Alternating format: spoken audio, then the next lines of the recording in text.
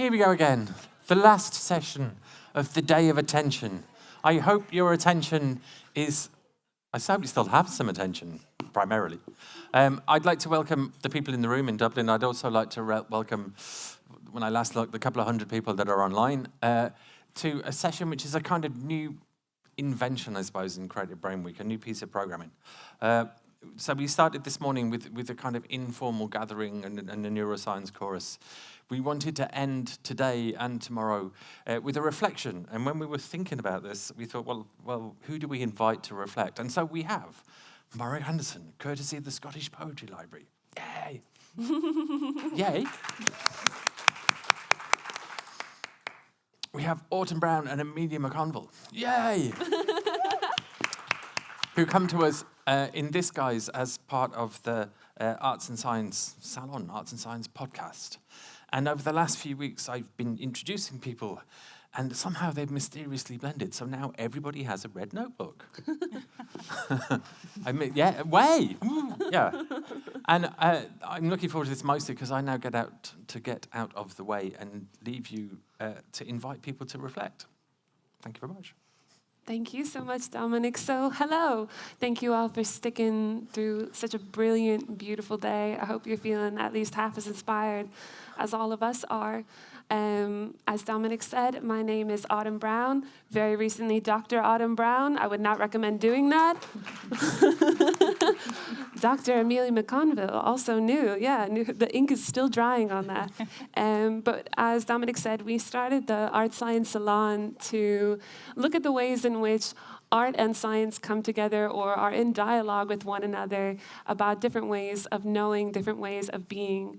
And this session is really going to be reflecting on the themes that emerge throughout the day, first with us on the stage, and then we're hoping with you guys as the audience. We want this to be a two-way conversation. So as the time goes on, we are going to ask you guys for your own responses, your own reflections, and themes that emerged for you during this brilliant day. So please be thinking about that. We'll be so excited to hear what really, really stood out for each of you. We're first going to speak a little bit with Morag, who's going to tell us about her work with the Scottish Poetry Library. So we're very, very privileged to be here with Morag today. And then after she has spoken about her work and the ways in which some of the themes today are related to poetry, we're going to pass it over to Amelia McConville, who's going to speak a little bit about her work on poetry, neuroaesthetics, and what the heck that means. And then we're going to talk a little bit through the themes that emerge for us, and then kick it to you. So that's the rough structure of this. And Morag, I'll pass it over to you. Thank you, Autumn. Thank you all for being here and sharing what's left of your attention with us. It's a tall order, particularly when the sun is out and it's gin o'clock somewhere. I am here with the support of the Scottish Poetry Library. But poetry, I guess, is my hobby, if you like. It was never going to be the thing that paid the rent or fed the kids. So I grew up in tenement life in Glasgow and managed to socially elevate myself out of poverty. And I spend my day in healthcare also. In a clinical setting, I'm a dental surgeon, so dealing with people's mouths, but more importantly, looking at human behaviour on a very intimate and a very personal level. And it's an absolute privilege to do so. But I'm here today and tomorrow and Thursday as poet. What do we pay attention to? The late American poet Mary Oliver warns us against looking without noticing in this age of distraction. And yesterday, Stephen Stapleton of Jameel Arts said that we need stories and storytellers in order to inform policymakers and hopefully change policy. Today, we heard from Sue Maximin, who said that neuroaesthetics is a combination of curiosity, playful exploration, and sensory awareness. Poetry is all of that. We also heard from Tanisha Jarrett-Hill, who spoke of radical hope and collective courage to imagine an alternative future. Again, poetry can be all of that, poetry of protest. She also quoted the phenomenal Audre Lorde when she said that your silence will not protect you. So poetry can also be a way of managing how we navigate our feelings in this difficult world, whether we're reading it or whether we're writing it. Listening to the panel for the traumatic brain injury talk earlier was particularly acute for me because in July of 2020, at the height of COVID crazy in Scotland, my 48-year-old husband decided to have a stroke. But it took him a while to realise that's what was happening. Trying to get into a hospital at that time for walking wounded, somebody who's not immediately visibly unwell, he didn't have any pain, he just lost all sense of balance, all sense of coordination. Getting into hospital was a bit like getting out of Alcatraz, I assume. I was popped into a relative's room while they took him away. And then I was promptly booted out.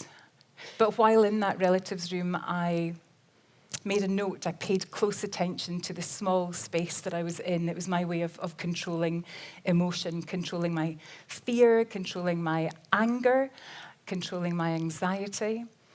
And I then sat in the car park for 8 hours waiting for news as to whether he was alive or dead and wrote a poem. I always have a book of poetry with me, and at that particular time, I was reading a Scottish poet, John McCulloch, and the first poem in his collection, Reckless Paper Birds, ends with the line, I can, I can, I can. And I remembered our very own Professor Ian Robertson's words from his book, How Confidence Works, that we can use almost quasi-hypnotic, positive phrases to overcome, to focus our attention and move us beyond where we are, action us into a better space. So I sat in the car and I wrote this poem. It has been polished a little bit since then. I was kind of digging the pencil into the paper at the time. May we have the first slide? Thank you. Killing time in the relative's room. It seems clear. Only those with clean souls come in here. The swamp green carpet peppered dark and bright like buttered spinach sucks against the quicksand of washable walls. A framed print stretches a wooden jetty across a pallid lake, reflects a sky that should taste of ginger's latent heat. A garden table strewn with petals fallen from slumped poppies. Silent and observational, a somber blue Bible offers good news beside a box of empty tissues and an unrung phone. In this holding bay, news of quitters arrives quietly on white shoes. Ross is alive and well. The shape of a poem, as well as the lexical content, can contribute to our emotional response. And we know that there's an emotional response to poetry, and that can be quite profound. How do we know? From measuring psychophysiological responses, behavioural responses, and of course neuroimaging to recited poetry. It's been shown to reduce depression and anxiety in adolescents, improve emotional resilience and reduce anxiety in cancer patients, as well as hospitalised children. It can support the emotional well-being of caregivers and those working with victims of domestic violence. And it can combat burnout and build empathy in healthcare workers. It can be a way of exploring your place in the world.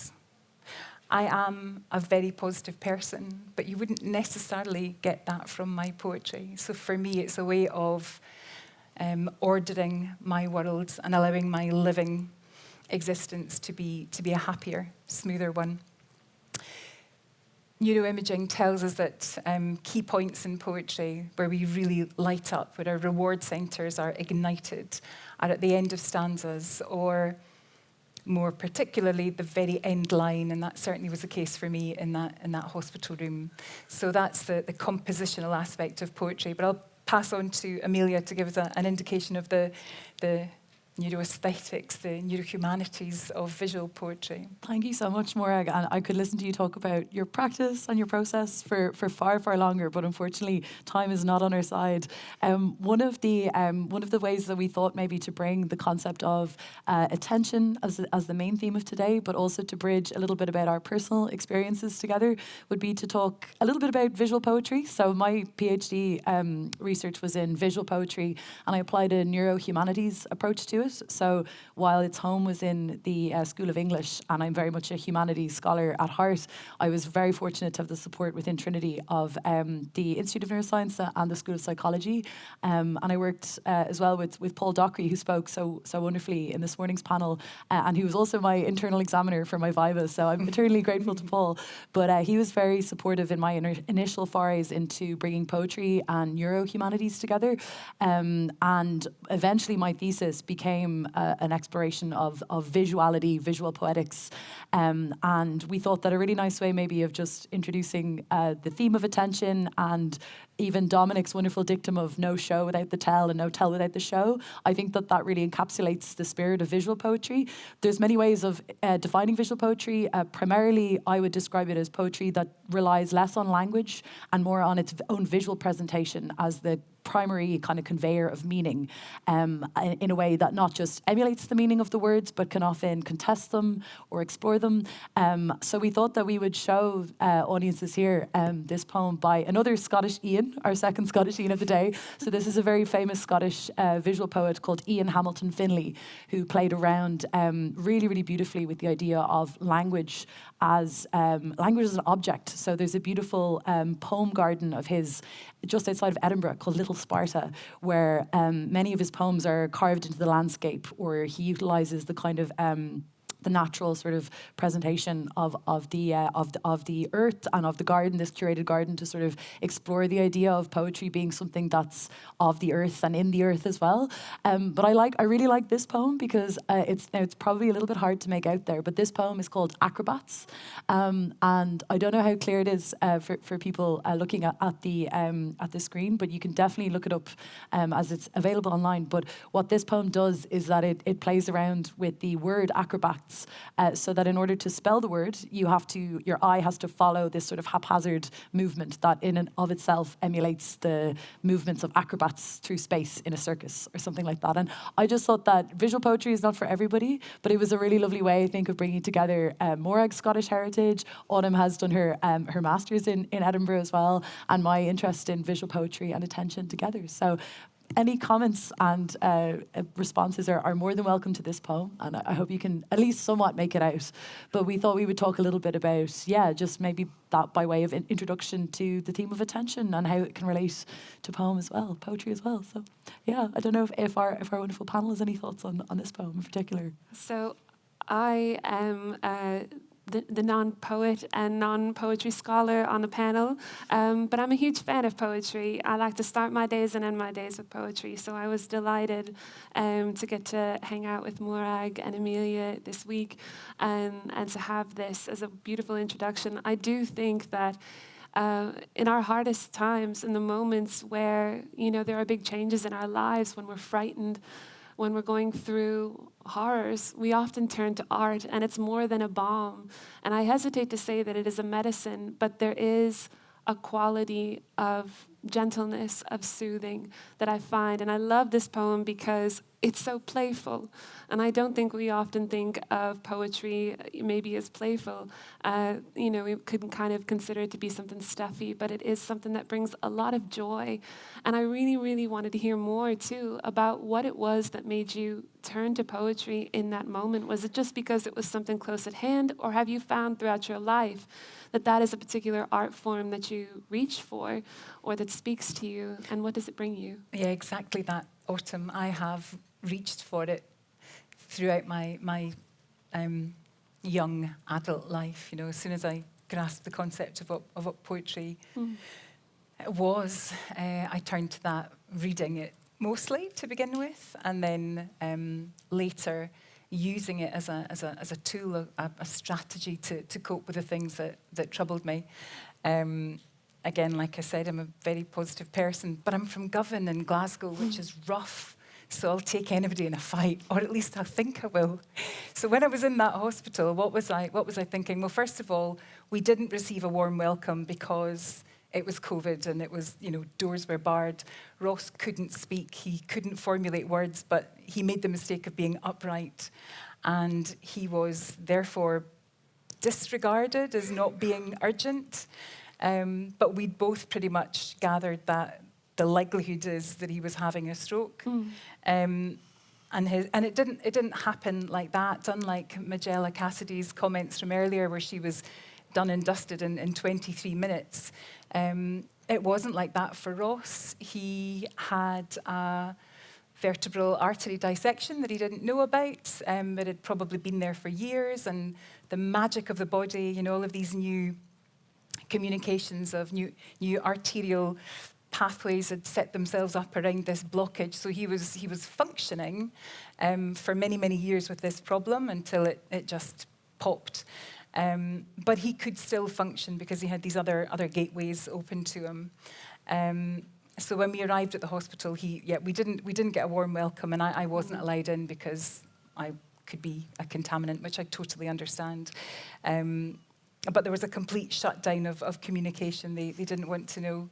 So I wrote the poem because the alternative was I was going to start smashing windows, which wouldn't have worked out very well for anybody. So for me, it was a way of engaging my focus, channeling my anger into something else. And also, actually, now, for me, it's a great poem of healing because I can look back on that time. It's a memory, like a picture captured. And it gives me a sense of salve, because a bit like Nuala, those of you who were in earlier listening to these phenomenal wild swimmers, truly wild swimmers, she talks about fear and being able to sort of channel her fear and process that into something positive, an action through her swimming. Poetry does that for me, so I can take all of the things that trouble me. I can take joyful things as well, but they tend to be quite boring. Nobody wants to hear this smug stuff.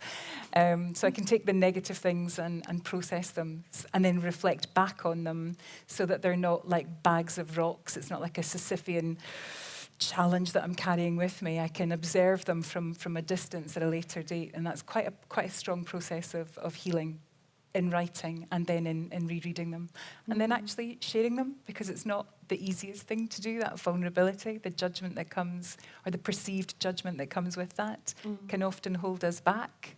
But if we're held back by our fears, then we can't move forwards into a future. I think so many of the panels really spoke to that, especially, I've walked a mile in their shoes. It was just such an extraordinary display of courage for people to come up and share what must have been one of the most frightening times in their lives, when these was, having 200 strokes or seizures, within a 48-hour period. And the maintenance of that and all of the questions and the uncertainty that hangs over your head. And it seems to me that poetry is often a distillation of so many things. It's not just a creative act, it's also a response. It's a way to summon new ideas, which speaks a lot to what Tanisha was talking about on radical imagination. And I think that the panels today really, really spoke to that kind of, if not fearlessness, a great sense of courage and a great sense of compassion in sharing the stories, which also we saw with the inaugural Terry Pratchett Award yesterday. And the brilliant, brilliant actors writers, and all of the people who were part of that play to share a story of what it was like to have Alzheimer's from a gentleman who was actually experiencing that condition. Again, no tell, no show without tell, no tell without show. What were some of the themes that stuck out to you today? What was something that really, really stuck with you? I think that just even when Morag was speaking there, I thought it tied together so nicely with this idea of, I suppose, poetry or creativity more broadly as the ultimate, honing of expression and communication. And it struck me when you were talking about writing a poem as your husband was being waited to be treated and to be diagnosed, and like his speech is being affected, but you're driven to like this ultimate act of communication and speech, which is, the finely honed skill of writing poetry and communicating. It's also not lost on me that you're a dental surgeon, that it's all to do with, orality and speaking and communicating.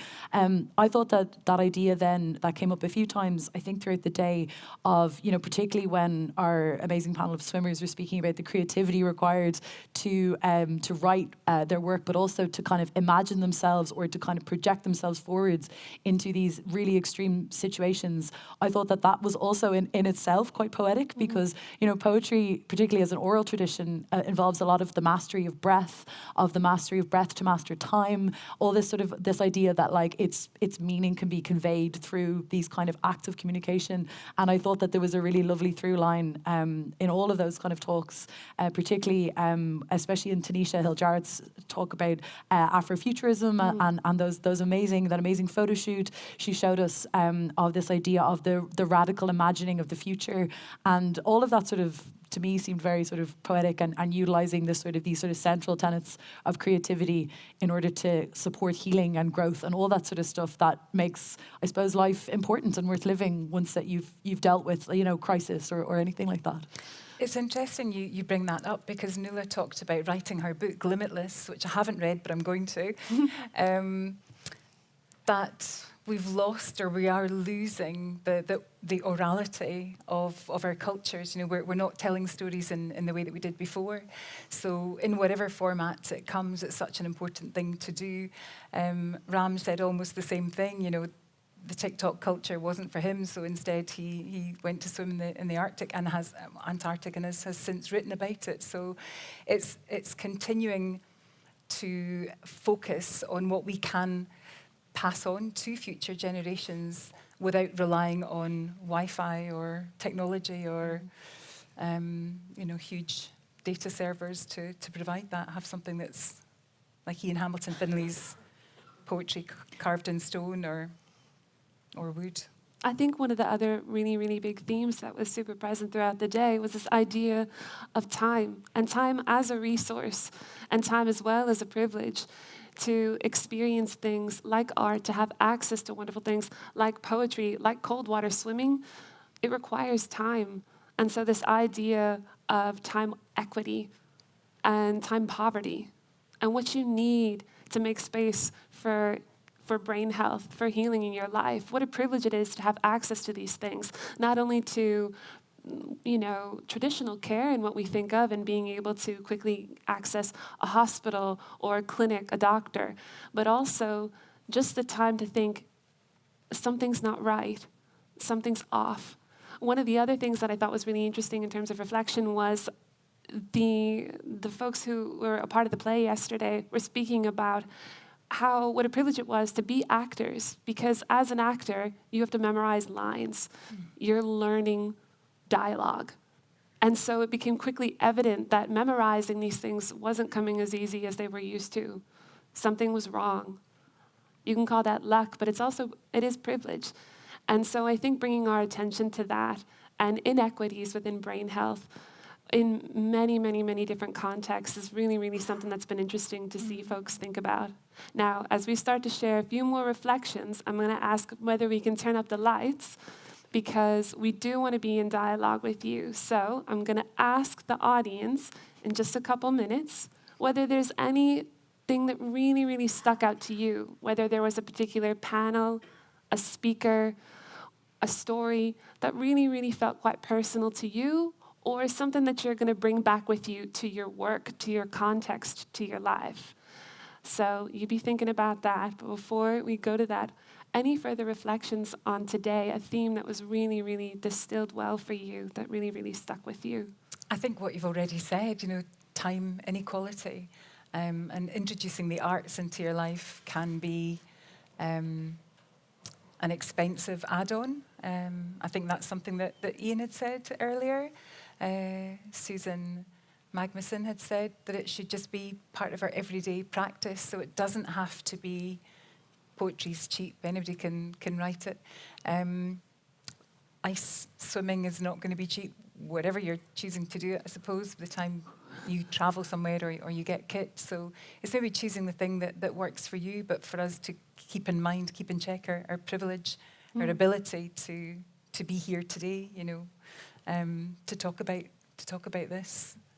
Totally. And I think another nice theme that came up, I think really well introduced by Tanisha's conversation, but also I think reaffirmed by Susan's as well, was this idea of, maybe the depoliticization of play, or like the decommodification of creativity and play, that it can be a process that you engage in that does not necessarily have to have this tangible output or like an end goal or something that can be commodified, is the word. And I did notice outside in the section where Dominic has placed some post-it notes that people can answer Tanisha's questions about the imagining of radical futures. One of the post-it notes that's outside just says dismantle capitalism, and I know that can be as wonderful as a call to action that is. I think that really does speak to a lot of what was talked about today. That this idea that that creativity as something that heals, as something that can produce wonderful things, that can be again then put into a sort of schema and shown like a play or a poem, but it also can just be something that should be inherent in how we exist, and it shouldn't be something that has to be a certain way. It should just be kind of worked through into everybody's daily life and process. But again, that's a feature of privilege. Not everyone has the time or the resources to sit down and write a poem. So requiring that sort of reimagining, again, to go back to Tanisha's invitation to imagine different or radical futures, it's this idea of how would we imagine creativity differently within our current kind of way of being. Different modalities. And what would the resources that we each have and bring to the table can we do to dismantle some of those barriers for play, for art, and for brain health to others? Now, it's your turn. Does anybody have any themes or questions for our wonderful panel that they'd like to share, or themes throughout the day that really, really stuck out to you or meant something to you? Just stick your hand in the air if there was something that you just really loved during the day, something that meant something to you. Yeah? Okay, right here. Oh, we'll have to wait for the mic. So the one thing that's struck me, and I think is relevant to what you're talking about now, was again the Tanisha contribution, and in particular what struck me was the billboard or whatever it is up on top of the building, the words "there will be black people in the future," something roughly that, and it got me thinking, because she was also talking about equity, and I was thinking about, okay, what's the most effective, efficient way to get the arts to disadvantaged communities, and that I don't know, it's not quite a billboard anyway. It seemed like a very efficient way of getting to a large number of people. I suppose Morag in particular, is that sort of use of language, is that going to be effective? And I was thinking also of people like Jenny Holzer, Barbara Kruger, using words extremely effectively. Absolutely, and that's why I love poetry, because you can distill so much into so few words, and it can be a really powerful. How do you get it out there as well? That's a good question, particularly for poetry, because the emphasis of poetry in schools, for example, we were probably all bored rigid by what we were forced to do at school or forced to learn at school, because the fun, the play element of it, when we make something too academic, when it becomes too structured, you remove the curiosity from it if you're being told what to think about something. So traditional education needs to change. Montessori education was mentioned earlier. Susan talked about the introduction of arts to children from a very young age, you know, and I have to put my own hand up, and, you know, plenty of times, and I scooped away the paints and everything else because the kids were making a mess, and it was being time poor. I didn't have time to kind of clean up after them. So it's actually just education as well, you know, for everybody.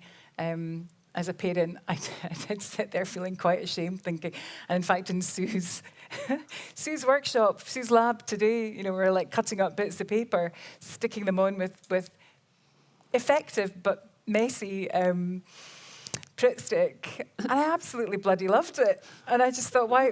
So it can be as simple as that. It doesn't require. We don't need to make everything academic, and as Amelia said, we don't need measurable end goals. We can just do something for the sake of doing it. So maybe removing the barriers of cloaking arts in institutions. Magella, one of the panels earlier on today, said that she'd love to get involved in certain types of arts, but she didn't have the confidence to do it. So for females, not just for females, but for females, and Nuala, earlier on in the wild swimming class, talked about this as well. You know, her perception of herself when she looks in the mirror. We sometimes don't always recognise people like us in places like that. So how do we make things more visibly accessible? How do we foster inclusion in any kind of art sphere? It should be an easy answer, but it doesn't seem to be. Do we have another question up here? Yeah, thanks. Sorry, Judith Murphy here. Just want to congratulate the two of you guys on your PhDs. So that's fantastic. I actually got my PhD 25 years ago, would you believe? And when I looked at a panel of you guys, it was really great in Trinity. It was Brendan Kennelly, Seamus Heaney, and Professor Dennis Weir, because I was in physics. And it was amazing, and I love like Seamus Heaney, obviously, and Brendan Kennelly and Dennis Weir.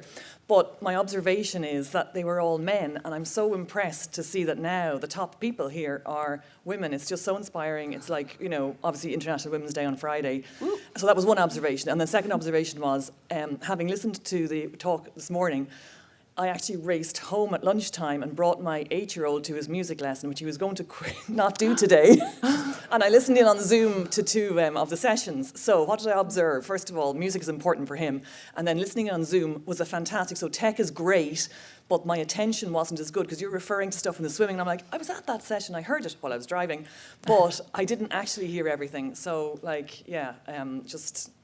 Zoom is great, but there's obviously limitations. Music and kids, brilliant. Forced me to change my plans, and International Women's Day, go girls. That's great. I think there's a lot of research actually to suggest the difference between the way that we think with our hands and the way that we think digitally. So with my own research, which is who knows? It's combining art and science. We did a bit of zine making. So zines are tiny little DIY booklets that you make. And I really, really loved this idea of trying to capture the uncapturable. How do you, quantify qualitative data? How do you, qualify quantitative data? I love messing around with analyses, mixed methods. But it was so interesting to compare what people remembered from, specifically we were doing creative coding workshops and robotics, the difference between, working in an online space versus working in an in-person space. There's so much to be said in the way that we think with our bodies. We're not just thinking with our minds, you think with your entire body. And it really, really is extraordinary to literally capture and measure the difference in what is remembered. Even if we are trying to pay attention, we are making the effort on Zoom, no doubt. It's just, there's a difference in what you experience when it's through a screen and when you're actually there in person, hearing somebody's voice, smelling the same smells, touching the same stuff. It really does make a difference. Anybody else? Yeah, great. Hi, thanks very much. My name is Alejandro Lopez. I'm a faculty at the Global Brain Health Institute here in Trinity. And this comment goes a little bit to what you were saying earlier, and it's a little bit about the cultural adaptation of arts or the cultural relevance of arts in their environment, right?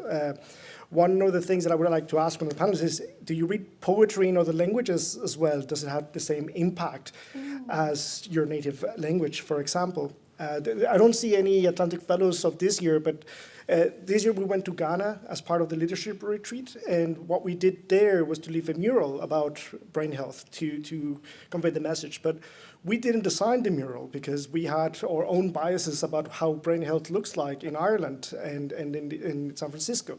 Instead, we had a local artist help us design the mural for the community because it was going to be left at that community. And I think that is very important when we look at arts and creativity. It changes from region to region, from culture to culture, and it has a different anchoring in each community. So it's always important to keep that in mind as well, to say it's not just about mass dissemination, it's about real dissemination that makes sense, that makes a rapport, that brings people back to something that they can connect to, because that's where I think has most impact. I think that's a great question, and it's something I've not actually thought about for a while, but I absolutely love, and there aren't many of them, but I love books of poetry in translation that have English for me, and well, usually it's the mother tongue and then English on the next page. I love reading them side by side, and there are so many languages that are similar, and then there are some that are completely unknown to me. So recently, been reading some poetry that's been written in Urdu and looking at the English. And as a lover of words, as a lover of Legoing words together and looking at where the origins might have come from, it's not too different from the acrobatics poem, really. It doesn't have to be just what's there on the page. So there isn't enough of that, but in all forms of art. So there's a phenomenal young poet in London called Caleb Femi, fantastic poet. And he has a book, maybe a couple of years old now, Penguin have published it, which is a big deal. Fantastic contemporary poetry. And it's populated by photographs that he's taken of the Black community that he lives and works and moves around. And having that sort of side-by-side image with his written poetry, it adds layers that I can't even begin to describe, because whatever it's igniting, whatever it's doing, whatever visceral effect it's having in my chest or in my head, I don't know, but it is intense. So we become too guilty of separating things, of looking at this is poetry and this is that and this is science and quality versus quantity. And really, we separated them. They should never have been apart. Before we came along with our pencils and papers and our learned brains, it was all part and parcel of the one process. And I think that was touched on earlier as well. Tanisha and one of the audience members talked about, we're just returning to where we've originally been. We just kind of forgot that we were ever there when we've become a little bit too academic. I wanted to pass this over to you specifically as well about reading and engaging in poetry in different languages. And before that, I just wanted to say, actually, there's a relationship between the two questions that you've asked and what you were saying about, this idea of the radical future, or future imagination and radical imaginings and not being able to be the things that we cannot see. And having this idea that there will be Black people in the future, there will be people of color in the future, there will be, Scottish Gaelic in the future. There's a wonderful, wonderful writer, Harry Josephine Giles, who wrote science fiction, and it was just like that. One page was in English, and one page was in the Orcadian dialect of Scots, or Scottish Gaelic, and in Irish. And the preservation of the Irish language has been an extraordinary amount of work and extraordinary amount of poetry as well. So I'll pass that to you. Thank you very much. I'm actually not going to talk about Irish at all, No. but what I'm going to talk about is I thought your comment is so excellent and relates so well to what we were saying a little bit earlier about that idea of inequity and time inequity and all this sort of stuff, and that poetry in local languages and language as a repository of culture and history. I thought of two things specifically when you were speaking, and the first one was it's a little bit of can sometimes be a little bit of a tired point, but one of Trinity's most famous alumnus, Samuel Beckett, you know, he writes in English and he writes in French, and then at this pivotal moment in his career, he switches from writing exclusively in English to writing in French, because it enabled him to write, quote unquote, without style, because he felt that the English language was way too laden with allusions and every word related to another word, and French was this kind of way of distilling his meaning down. And in fact, in this really fascinating transitional period, when he's writing some of his early poetry in both English and in French, anyone that's adept at translation will note that the same poem in the different language are never quite direct translations. You know, that it's very kind of established in Beckett's studies that his version of a text that's in French is a different version of the same text. It's not just a sort of this linear translation. And I think that also illuminates a wider point about translation, in that any sort of translation is, I guess, an act of betrayal or an act of change, or whatever way you want to frame it.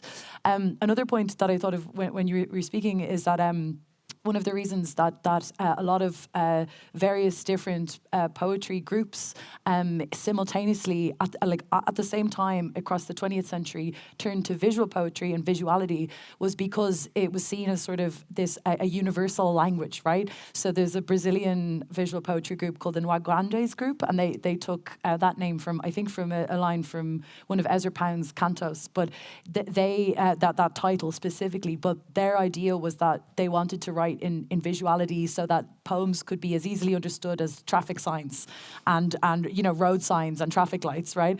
And their kind of impetus behind is, again, another famous quote is that their impetus behind this idea was to try and create a visual Esperanto, right? A poetry that would transcend political, national, all these kind of boundaries, and sort of serve as a sort of antidote to communicative turmoil throughout the 20th century. Now, how successful they were, I'll leave that up to everyone else to decide. But it's just so interesting that the idea of poetry and translation, we're always coming back to this idea of communication and how visuality can be sort of a universal tool. So yeah. We have one more question and then we'll start to wrap up. Yeah. Hello. I'm really pleased to learn of your organisation about combining the arts and science. I started a project about 10 years ago to make knowledge become an education more alive, and to show people how to learn free, natural, internal, everyday, permanent ways of being happy, instead of temporary, artificial, expensive ways like smoking and drinking and whatever. So I wanted to make knowledge come alive, so people would go on to do courses and then lead to jobs that maybe develop even from a hobby or a great interest. So I started going to where famous people used to live, in Ireland and London and England and in Europe. And one of the complicated science ones is about the process of creativity, where I spend the whole weekend, it's a humorous one, having great fun around the house, looking for magical words, you see. So I'm using Heisenberg's theory of uncertainty as a metaphor to compare the magic word, which keeps appearing and disappearing, like the electron can be a particle or a wave. So I went to the Cavendish Laboratory in Cambridge, where the great scientist works, and I have a history of the atom alongside it, leading up to quantum fields. But a more straightforward one is about the Alcock and Brown flight from Newfoundland to Clifton in Connemara in 1919. And I've written a song about that, and I'm relating them to the STEM project to encourage people to go on to do those subjects and to make careers in that area, you see. So I'm hoping eventually, hopefully, to have a stage musical about education, happiness, creativity, fulfillment, and longevity. You see, so it makes it seem more real now. So I've gone to some places where nobody else went. Like, I'm the only person from Ireland, and the Yeats Society confirmed this, that got into the room where W.B. Yeats died in the southwest of France. Oh. I've done other very unusual things as well. I got into Sean O'Casey's apartment in Battersea, where his biographer didn't get into it. Just, other unusual places where other people from Ireland, as far as I know, haven't gone. Well, not to cut you off, but I think what you're explaining is a lot about this, taking this playful attitude, taking this open and curious attitude on the road and out into nature and out into all of these different places. And I think one of the things that Amelia and I constantly talk about with the Art Science Salon and the idea of the salon is that it's a place for conversations to happen, for ideas to come together with people with very, very different, values, very different versions of expertise to come together, share ideas. Art and science are just two ways, two different lenses to look at the world, but they have so many shared values: imagination, curiosity, novelty. And, that's what this week is going to be all about. And we were so delighted to share this time with you, have this space with you. We're going to be back tomorrow talking about connectedness. Is that correction? Connection. So be putting your thinking caps on, be thinking real hard, be listening real well, paying attention. And we can't wait to talk to you tomorrow and hear what you think. Thank you so much. Thank you. So, I want to thank all the panel for bringing today for a close, but I also want to thank you for engaging with it. And I want to invite you to resist the temptation to wrap everything up in a bow. One of my take-homes from today is Susan McSalmon talking about the importance of having spaces in which we don't quite know what's happening. And I spend most of my time living in them, but it's very nice to bring you into my world. Thank you for today. See you tomorrow.